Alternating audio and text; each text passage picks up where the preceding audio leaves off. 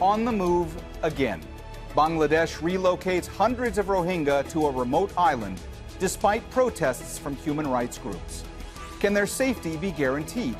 And why is there still no permanent solution to the refugee crisis? This is Inside Story.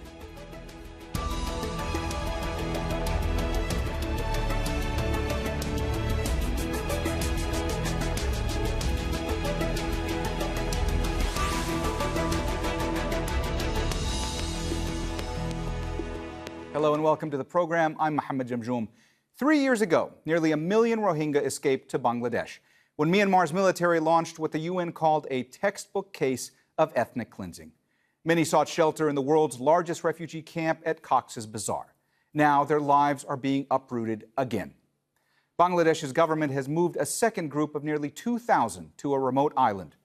Rights groups say Bhasan Char is unsafe because it's prone to floods and cyclones.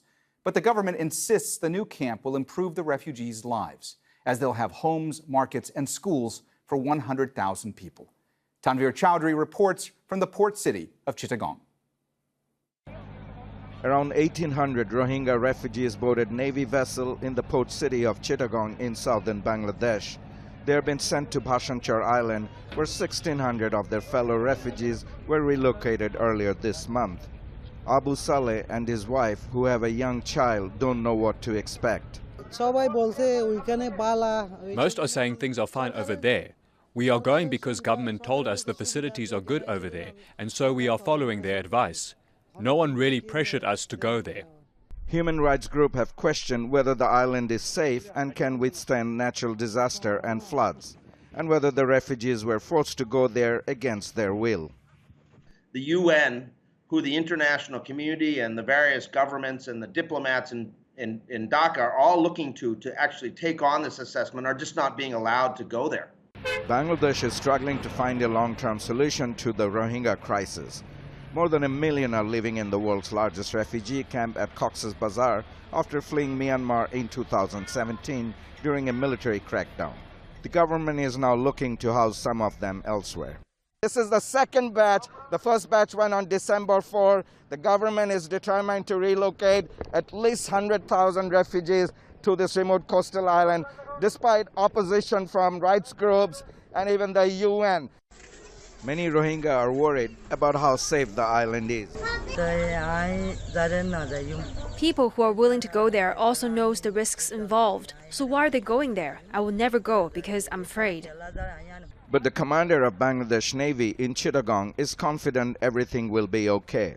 Bangladesh government has taken up a project 3 years back, and before taking up this project in Bhasan Char, and detailed study has been carried out by international firm. Nowhere in the world any government has created such kind of project, that in my knowledge goes. So this is something that Bangladesh is proud of, and we believe that Myanmar government will soon take them back to their country. Until then, they are in safe hand in Bhasan Char. With no means to earn a living and a congested living condition at Cox's Bazar, some Rohingya refugees decided to take the chance.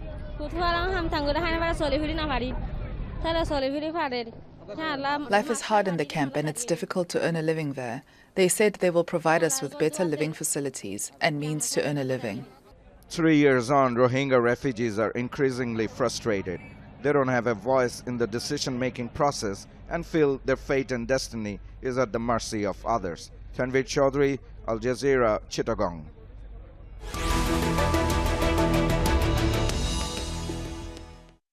All right, let's bring in our guests. Joining us from Vancouver is Rohingya activist Yasmin Ullah. In Colombo, Saad Hamadi, South Asia campaigner at Amnesty International, who focuses on Bangladesh. And Dr. Ambia Parveen is chair of the European Rohingya Council and co-founder of the Rohingya Medics Organization. Bangladeshi government representatives declined our invitation to appear on the program. Welcome to you all. Yasmin, let me start with you today. Bangladeshi officials in the Bangladeshi government have said repeatedly that there are not going to be any transfers to Bhasan Char unless they are voluntary, unless the refugees are willing to go. What are you hearing about that? Do you believe those claims? Do you think that there are refugees who have been coerced to go? Have you heard that from any of the refugees you've been speaking with? Unfortunately, yes. I am hearing a lot of reports around not entirely coercion, but various different tactics that are used in order to convince people to relocate to Bhasan Char. A lot of those have to do with promises of food rations or promises of better lives, promises of resettlement in a third country in the cases that Bangladeshi government allows for Rohingya refugees to get exit permit or to get a designation as refugees in terms of, being identified as such. As we all know that it is not the ways that Bangladeshi government is terming Rohingya right now. We are called the displaced Myanmar nationals, and all of this is very problematic in various different ways. Some reports that I've heard was that once the family or people that agree to go, their houses would be locked away and they would not be able to have access to those places that they used to live in. Some have to do with financial, monetary value. And a lot of times when we look at this, I want us to look at this as an imbalance of power. One is a refugee, group of people that are actually in dire situations. There hasn't been enough food rations to go around, at least for the past few months. And that has put a lot of strain on the mental health, the physical health, and the various different ways of, their outlook to the world. And obviously that presents a lot of urgency in changing, in, doing things very differently. And so it's much easier for people to be convinced in that sense when they are vulnerable themselves. Saad, Amnesty International has collected evidence, has collected testimonies from refugees that you've spoken with who have indicated that there are refugees that have been either coerced or forced to go. Have you not? There are two phases to it. So before the relocation happened, about 2 weeks before that, Amnesty International interviewed refugees who've been on the list for relocation and were signed in as early as November. And among them, Amnesty International interviewed refugees who said that their shelters were damaged, and when they went to the camp authorities to have them fixed, they were suggested to relocate to the island instead. There's one woman who said that her husband has been on the island since May, and as you're aware, that there's been about 300 Rohingya refugees who've been moved to the island when they came back after being stranded in the sea for months. And so her husband has been there since May, and she felt that he would not be able to come back to the mainland in Cox's Bazar. And she felt that it's better to reunite with her husband on the island, because being a single parent and the mother of a son, she was not able to cope up at the time when Amnesty spoke to her, and she felt that it's better to relocate. But in the anecdotes that I'm sharing with you, it does look like it's more of a compulsion rather than a choice that some of these refugees have chosen to go to the island. It's not the standard definition of voluntary decisions that we understand.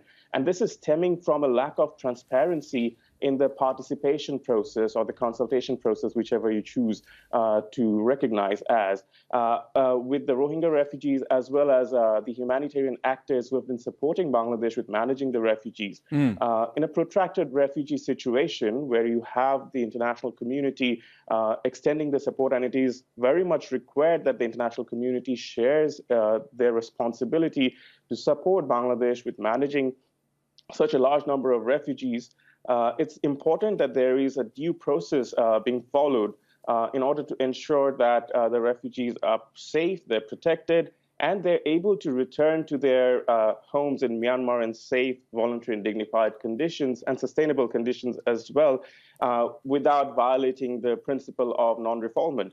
But this is not an exception for relocation within the country as well.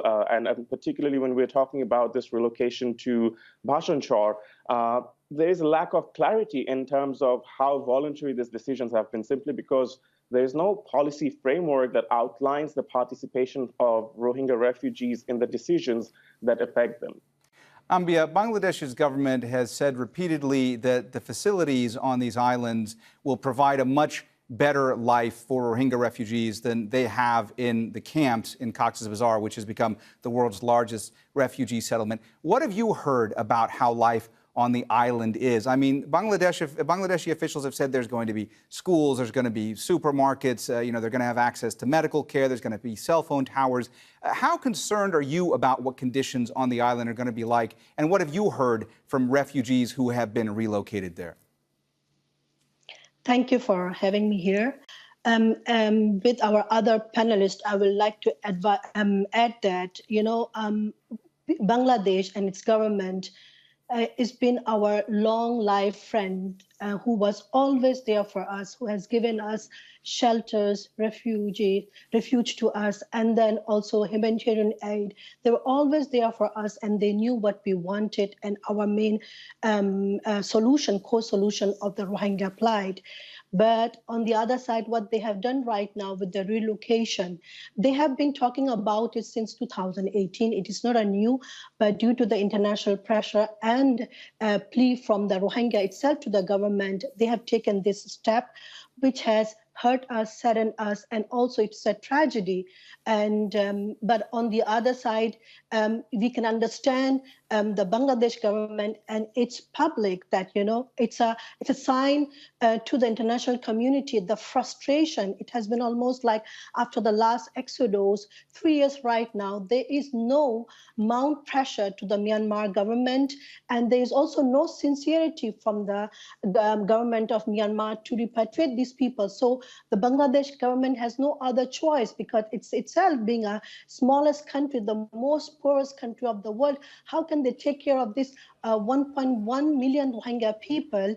And the other side, for the last 3 years, as I've said, that there has been no single repatriation with the full demands that we are requesting. So they had to take that action.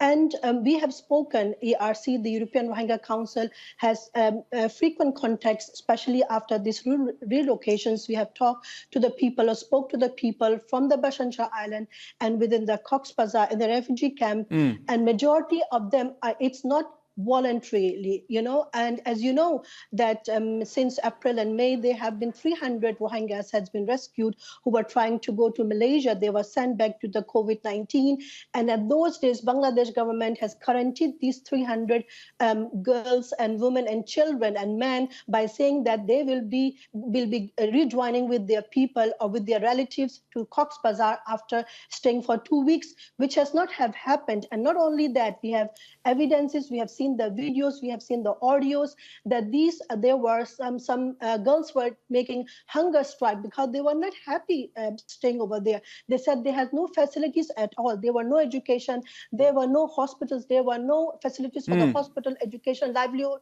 and all those stuff. And suddenly the government is telling us that there will be some livelihoods which we are not aware. And if the government is the Bangladesh government, if it is really so sincere and so transparent, why are they not allowing the UN? And yesterday also there was a tweet from the special rapporteur who would like to go to this Bhasan Char Island and assess and see what's going on. So we don't know exactly what is going on there. We have heard, but let us see and watch. But it was, as long as I would like to say, it's a sadness what has happened. It's a tragedy for these vulnerable people who are continuously traumatized, and then they are forcefully deported. Ambia, I'm sorry to interrupt you, but I want to pick up on a point you were making and ask Yasmin. I'll get back to you about that point you were making in just a few minutes.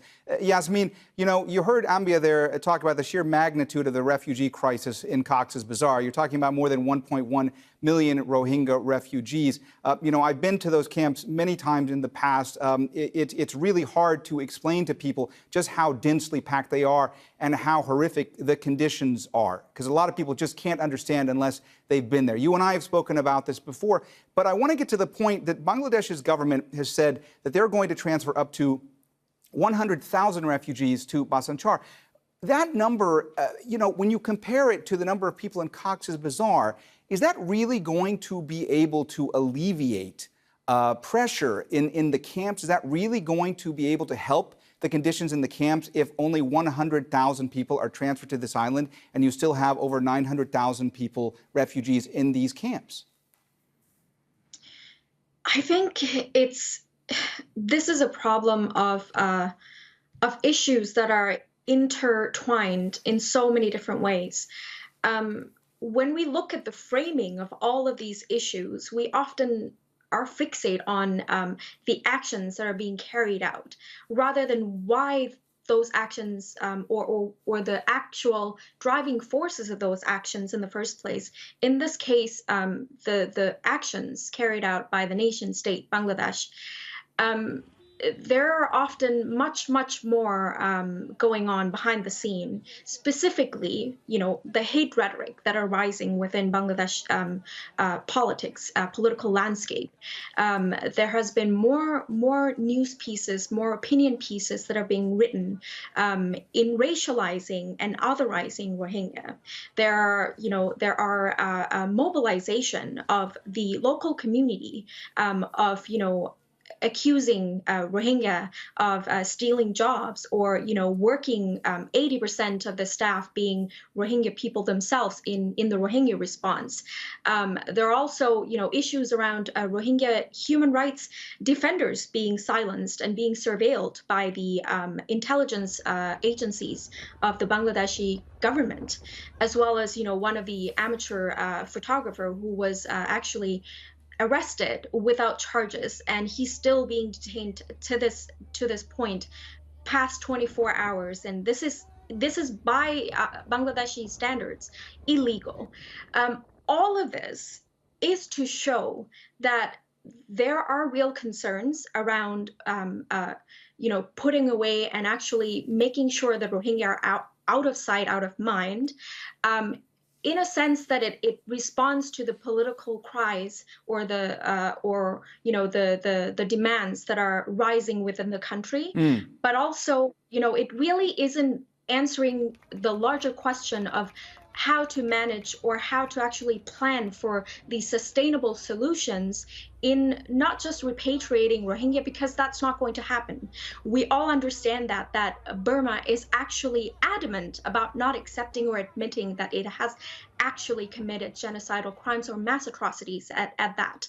So in trying to find a superficial answer to the questions, we see these attempts, and they are desperate.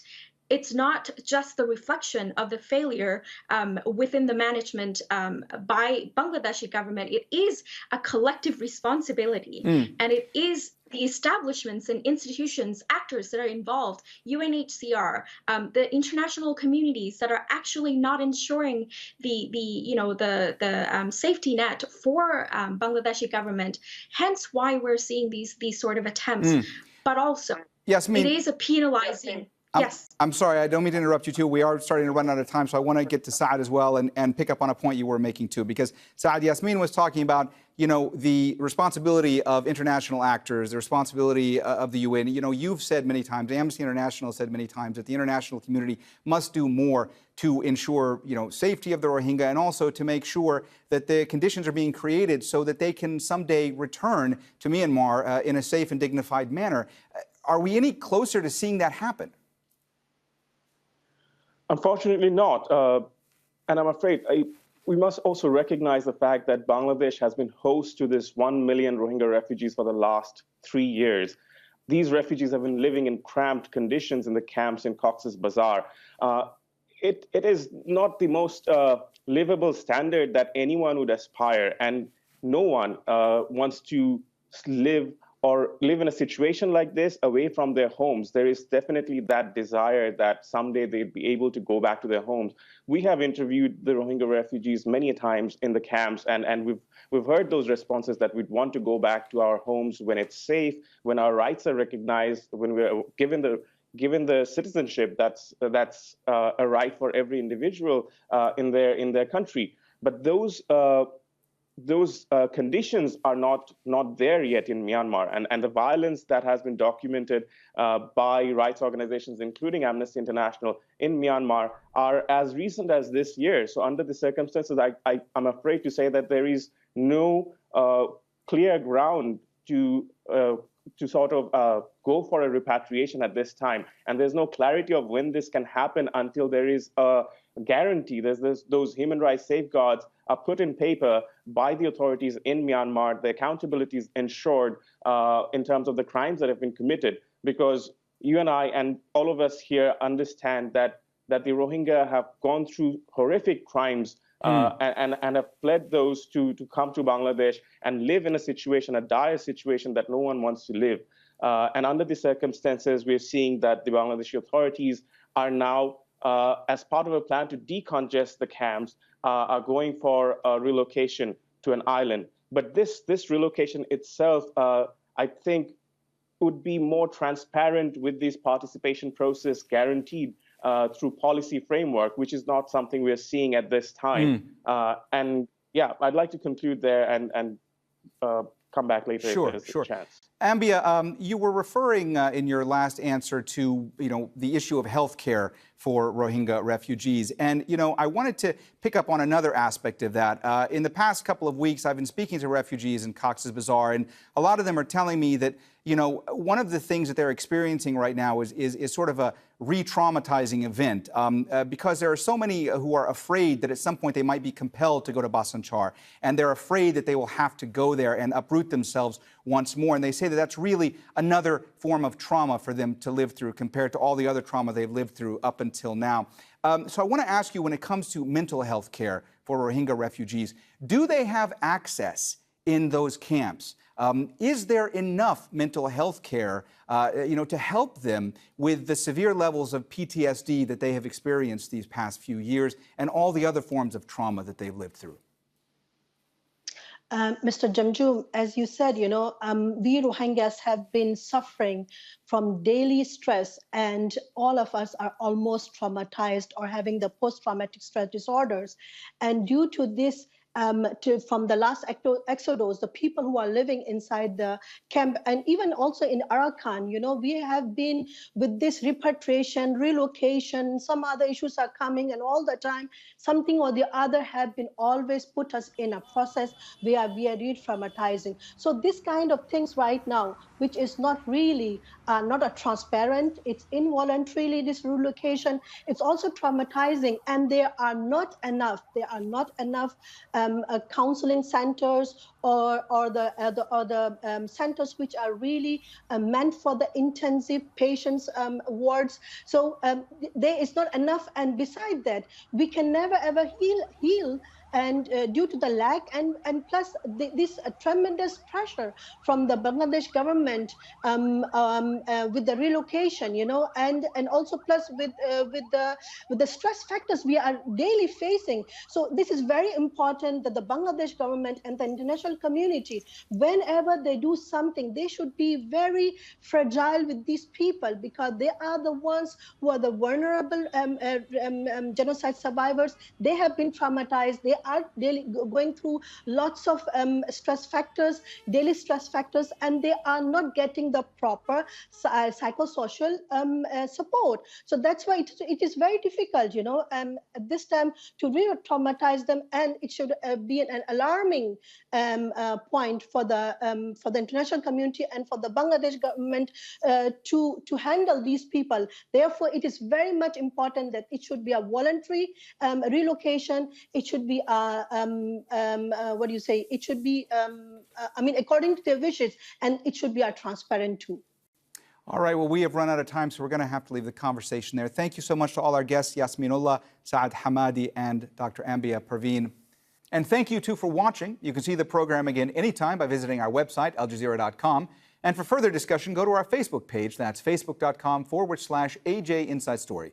You can also join the conversation on Twitter. Our handle is @AJ Inside Story. For me, Mohammed Jamjoom, and the whole team here, bye for now.